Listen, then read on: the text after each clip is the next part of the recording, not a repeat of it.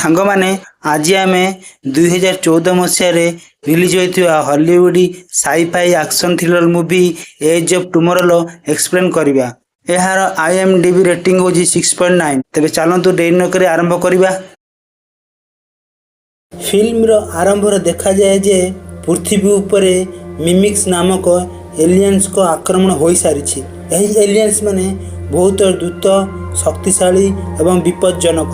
ମଣିଷ ସେମାନଙ୍କ ସହ ଲଢ଼ିବାକୁ ଚେଷ୍ଟା କରୁଛି, କିନ୍ତୁ ପ୍ରତି ଯୁଦ୍ଧରେ ହାରି ଚାଲିଛି। ଦୁନିଆ ଧ୍ୱଂସ ହେବାକୁ ଯାଉଛି ଏବଂ ସମୟ ଖୁବ୍ ଶୀଘ୍ର ଶେଷ ହେଉଛି। ସହର ସବୁ ଛାରଖାର ହୋଇସାରିଛି ଏବଂ ଅବସ୍ଥା ଖୁବ୍ ଖରାପ ଅଛି। ଏହି ବିପଦରୁ ରକ୍ଷା ପାଇବା ପାଇଁ ଦୁନିଆର ସମସ୍ତ ସେନା ମିଶି ଅପରେସନ୍ ଡାଉନଫଲ୍ର ପ୍ଲାନିଂ କରୁଛନ୍ତି। ମଣିଷମାନେ ଏକ ହାଇଟେକ୍ ସ୍କେଲିଟନ୍ ଆର୍ମର ସୁଟ୍ ତିଆରି କରୁଛନ୍ତି, ଯାହାକୁ ଏଞ୍ଜେଲ ଅଫ୍ ୱାର୍ଡନ୍ କୁହାଯାଏ। ଏହି ସୁଟ୍ ସାହାଯ୍ୟରେ ପୂର୍ବ ଲଢ଼େଇରେ ମଣିଷମାନେ ବର୍ଡେନରେ ମିମିକ୍ସକୁ ହରାଇବାରେ ସଫଳ ହୋଇଥିଲେ। ଏବେ ସବୁ ସେନା ମିଶି ଏହି ସୁଟ୍ ଶକ୍ତିର ବଳରେ ଏଲିଏନ୍ସଙ୍କ ଉପରେ ଏକ ନିର୍ଣ୍ଣାୟକ ଆକ୍ରମଣ କରିବାକୁ ପ୍ରସ୍ତୁତ ହେଉଛି। ଏହି ସମୟରେ ଆମେ ମେଜର କେଜ୍ଙ୍କୁ ଭେଟୁଛୁ, ଯିଏ ଜଣେ ପବ୍ଲିକ୍ ଆଫେୟାର୍ସ ଅଫିସର। ସେ ଲଣ୍ଡନରେ ଜଣେ କର୍ଣ୍ଣଲଙ୍କୁ ଭେଟିବାକୁ ଯାଉଛନ୍ତି, ଯେଉଁଠାରେ ତାଙ୍କୁ କୁହାଯାଇଛି ଯେ ତାଙ୍କୁ ମଧ୍ୟ ଏହି ମିଶନରେ ସାମିଲ ହେବାକୁ ପଡ଼ିବ। ଏହା ଶୁଣି କେଜ୍ ଆଶ୍ଚର୍ଯ୍ୟ ହୋଇଯାଉଛନ୍ତି, କାରଣ ସେ କେବେ ବି ଯୁଦ୍ଧରେ ଟ୍ରେନିଂ ନେଇନାହାନ୍ତି। ସେ କର୍ଣ୍ଣଲଙ୍କୁ ବୁଝିବାକୁ ଚେଷ୍ଟା କରୁଛନ୍ତି ଯେ ସେ ଜଣେ ଅଫିସର ଏବଂ ତାଙ୍କୁ ଯୁଦ୍ଧକୁ ପଠାଯାଇ ପାରିବ ନାହିଁ, କିନ୍ତୁ କର୍ଣ୍ଣଲ ତାଙ୍କ କଥାକୁ ମାନୁନାହାନ୍ତି। ଯେତେବେଳେ କେଜ୍ ସେଠାରୁ ଯିବାକୁ ଚେଷ୍ଟା କରୁଛନ୍ତି, କର୍ଣ୍ଣଲ ତାଙ୍କ ଗାର୍ଡମାନଙ୍କୁ ତାଙ୍କୁ ଗିରଫ କରିବାକୁ ନିର୍ଦ୍ଦେଶ ଦେଉଛନ୍ତି। କେଜ୍ ଖସିବାକୁ ଚେଷ୍ଟା କରୁଛନ୍ତି, କିନ୍ତୁ ତାଙ୍କୁ ଇଲେକ୍ଟ୍ରିକ୍ ସକ୍ ଦେଇ ବେଶ କରାଦିଆଯାଉଛି। ପରଦିନ ସକାଳେ ଜଣେ ଅଫିସର କେଜ୍କୁ ଗୋଇଠା ମାରି ଉଠାଉଛନ୍ତି। ଯେତେବେଳେ କେଜ୍ ଆଖି ଖୋଲୁଛନ୍ତି, ସେ ନିଜକୁ ଏକ ମିଲିଟାରୀ ବେସ୍ରେ ପାଉଛନ୍ତି, ଯେଉଁଠାରେ ସାରା ଦୁନିଆର ସୈନିକମାନେ ଅପରେସନ୍ ଡାଉନଫଲ୍ ପାଇଁ ପ୍ରସ୍ତୁତ ହେଉଛନ୍ତି। କେଜ୍ ଡରିଯାଇ ଅଫିସରଙ୍କୁ କହୁଛନ୍ତି ଯେ ସେ କୌଣସି ସୈନିକ ନୁହନ୍ତି, କିନ୍ତୁ ତାଙ୍କ କଥା କେହି ଶୁଣୁନାହାନ୍ତି। ପ୍ରକୃତରେ କର୍ଣ୍ଣଲ ତାଙ୍କ ସହ ଏକ ଚିଠି ପଠାଇଥିଲେ, ଯେଉଁଥିରେ ଲେଖା ଅଛି ଯେ କେଜ୍ ଜଣେ ପଳାୟନକାରୀ ଏବଂ ସେ ଏଠୁ ଖସିବା ପାଇଁ ଯେକୌଣସି ସୀମାକୁ ଯାଇପାରନ୍ତି। ଏବେ କେଜ୍କୁ ଜୋର ଜବରଦସ୍ତି ସୈନିକଙ୍କ ଗୋଟିଏ ଗ୍ରୁପରେ ସାମିଲ କରାଦିଆଯାଉଛି। ଆର ସକାଳେ ସବୁ ସୈନିକ ହାଇଟେକ୍ ସ୍କେଲିଟନ୍ ସୁଟ୍ ପିନ୍ଧି ଯୁଦ୍ଧ ପାଇଁ ପ୍ରସ୍ତୁତ ହେଉଛନ୍ତି, କିନ୍ତୁ କେଜ୍ଙ୍କ ପାଇଁ ଏସବୁ ନୂଆ। ତାଙ୍କୁ ନା ସୁଟ୍ ଚଳାଇ ଆସୁଛି, ନା ସେ ଅସ୍ତ୍ରଶସ୍ତ୍ର ସଠିକ୍ ବ୍ୟବହାର କରିପାରୁଛନ୍ତି। ଯୁଦ୍ଧ ମଇଦାନକୁ ଯିବା ସମୟରେ ଏଲିଏନ୍ସମାନେ ସେମାନଙ୍କ ଏୟାରକ୍ରାଫ୍ଟ ଉପରେ ଆକ୍ରମଣ କରିଦେଉଛନ୍ତି। ଚାରିଆଡ଼େ ଆତଙ୍କ ଖେଳିଯାଉଛି ଏବଂ ସବୁ ସୈନିକ ପାରାସୁଟ୍ ସାହାଯ୍ୟରେ ତଳକୁ ଡେଉଁଛନ୍ତି। ତଳେ ପହଞ୍ଚିବା ମାତ୍ରେ ଏଲିଏନ୍ମାନେ ସୈନିକଙ୍କୁ ନିର୍ମମ ଭାବେ ମାରିବାକୁ ଆରମ୍ଭ କରୁଛନ୍ତି। କେଜ୍ଙ୍କ ସାମ୍ନାରେ ବି ଜଣେ ମିମିକ୍ସ ଆସିଯାଉଛି, କିନ୍ତୁ ସେ ଗୁଳି ଚଳାଇ ପାରୁନାହାନ୍ତି, କାରଣ ସେ ନିଜ ସୁଟ୍ର ସେଫ୍ଟି ଅନଲକ୍ କରିବାକୁ ଜାଣିନାହାନ୍ତି। ହଠାତ୍ ସେଫ୍ଟି ଅନଲକ୍ ହୋଇଯାଉଛି ଏବଂ ସେ ଏଲିଏନ୍କୁ ମାରି ଦେଉଛନ୍ତି, କିନ୍ତୁ ଖୁସି ବେଶୀ ସମୟ ପାଇଁ ରହୁନାହିଁ।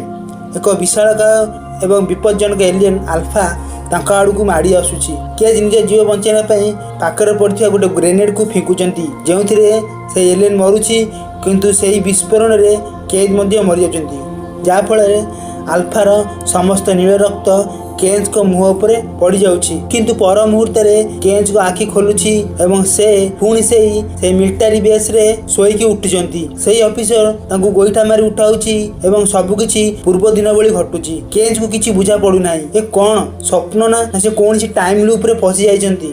ଯୁଦ୍ଧ ମଇଦାନରେ କେଜ୍ ଏକ ମହିଳା ଅଫିସରକୁ ଭେଟନ୍ତି। ସେ ସେନାର ଜଣେ ଶକ୍ତିଶାଳୀ ଯୋଦ୍ଧା ଥିଲେ। କେଜ୍କୁ ଦେଖିଲା ପରେ ରିଟା ଜାଣିପାରନ୍ତି କି କେଜ୍ଙ୍କ ପାଖରେ ସମୟକୁ ରିସେଟ୍ କରିବାର ଶକ୍ତି ଆସିଯାଇଛି। ସେ କେଜ୍କୁ କୁହନ୍ତି, ତୁମେ ଉଠିଲା ପରେ ମୋତେ ଦେଖା କରିବ। କେଜ୍ ପୁନର୍ବାର ଯେତେବେଳେ ଜୀବିତ ହୁଅନ୍ତି, ସେ ରିଟାକୁ ଖୋଜି ଖୋଜି ଯାଆନ୍ତି ଏବଂ ରିଟା ଜଣେ ସାଇଣ୍ଟିଷ୍ଟଙ୍କ ପାଖକୁ କେଜ୍କୁ ନେଇଯାଆନ୍ତି। ସେ ସାଇଣ୍ଟିଷ୍ଟ କେଜ୍କୁ ବୁଝାନ୍ତି ଯେ ଯେତେବେଳେ ତୁମେ ସେଇ ଆଲଫାକୁ ମାରିଥିଲ, ତାର ରକ୍ତ ତୁମ ଶରୀରରେ ମିଶିଗଲା। ଏହାଦ୍ୱାରା ତୁମେ ଓମେଗା ବା ଏଲିଏନ୍ସର ମସ୍ତିଷ୍କ ସହ ଯୋଡ଼ି ହୋଇଗଲ। ଏବେ ତମେ ଯେତେଥର ମରିବ, ଓମେଗାକୁ ଲାଗିବ ଯେ ସେ ଏକ ଆଲଫା ମାରୁଛି, ତେଣୁ ସେ ସମୟକୁ ପୁଣି ଥରେ ଦିନର ଆରମ୍ଭକୁ ନେଇଯିବ। ରିଟା କୁହନ୍ତି ଯେ ତାଙ୍କ ପାଖରେ ମଧ୍ୟ ଏହି ଶକ୍ତି ଥିଲା, କିନ୍ତୁ ଥରେ ହସ୍ପିଟାଲରେ ରକ୍ତ ଚଢ଼ିଲା ପରେ ସେ ସେହି ଶକ୍ତି ହରାଇ ବସିଲେ। ରିଟା କେଜ୍କୁ କୁହନ୍ତି, ଏବେ ତୁମକୁ ପ୍ରତିଦିନ ମରିବାକୁ ପଡ଼ିବ ଏବଂ ଶିଖିବାକୁ ପଡ଼ିବ। ରିଟା ତାଙ୍କୁ କଠିନ ଟ୍ରେନିଂ ଦିଅନ୍ତି। ଯଦି କେଜ୍ ଟ୍ରେନିଂ ବେଳେ ଟିକେ ବି ଆହତ ହୁଅନ୍ତି, ରିଟା ତାଙ୍କୁ ତୁରନ୍ତ ଗୁଳି କରି ମାରିଦିଅନ୍ତି। जहाँफल दिनटी पुणी रिसेट हो जाए। एमती हजार हजार थर हुए। केज एवं जड़े मास्टर योद्धा पलटि जाती। से जाणी जाती क्यों समय क्यों एलियन क्यों आसो। केज को किसी दृश्य देखा जाए जो ओमेगा जर्मनी एक गुंफार अच्छी, किंतु सेठारे जीवा पर जना पड़े जे यह एलियंस एक चाल थिला। सेमाने केज को जीवंत धरी तांको रक्त बाहर करने को चाहूले, जेपरी से समय बदलवार शक्ति को हराइबे। केज कौन प्रकार निजको पानी रे बुड़ाई आत्महत्या करती एवं दिनटी पुणी रिसेट हो जाए। केज एवं रीटा बुझी पारती जे ओमेगार प्रकृत स्थान जानापी से कर्नल पाखे एक खास डिवाइस दरकार। सेमाने कर्नल को ऑफिस रे पशि तांकु धमकाई से जंत्रटी नियंती। केज से जंत्र को निजे जंघारे लगाई दियंती एवं तांकु ओमेगार प्रकृत स्थान देखा जाए प्यारिस रो लुव्र म्यूजियम रो ठीक तले। सेठारु कर्नल ऑफिस रु खसिया परे सेमानक दुर्घटना हुए। केज बेहोश हो जाती एवं हॉस्पिटल एक डाक्तरखाना ताको अजणात रक्त चढ़ाई दि जाए। केज जितेबाला उठती से जानिया को पाती जे से आउ समय बदल पारे ना। एबे सेमाने पाखरे मात्र गोटे सुजोग थाए। के एवं रीटा सेमानकर एक छोट सैन्य दल सह प्यारिस जाती। युद्ध भयंकर हुए। गोटे पर गोटे सैन्य मरती। रीटा निजको आल्फा सामने बलिदान दियंती, जहाँफल केज ओमेगा पाखक जापरिवे। केज पानी भितर को डेई ओमेगा मुहरे बोमा पकाई दियंती। एक विशाल विस्फोरण हुए एवं ओमेगा नष्ट हो जाए। सारा दुनिया रे एलियंस माने सही मुहूर्त ही मरी जाती। मरिया समय ओमेगार रक्त केज के देहरे मिसे एवं से पुणी थे समय पछक फेरी जाती। एथर जितेबाला से उठती जना पड़े जे युद्ध आरंभ होगा पूर्व ही एलियंस माने मरी जाइछंती।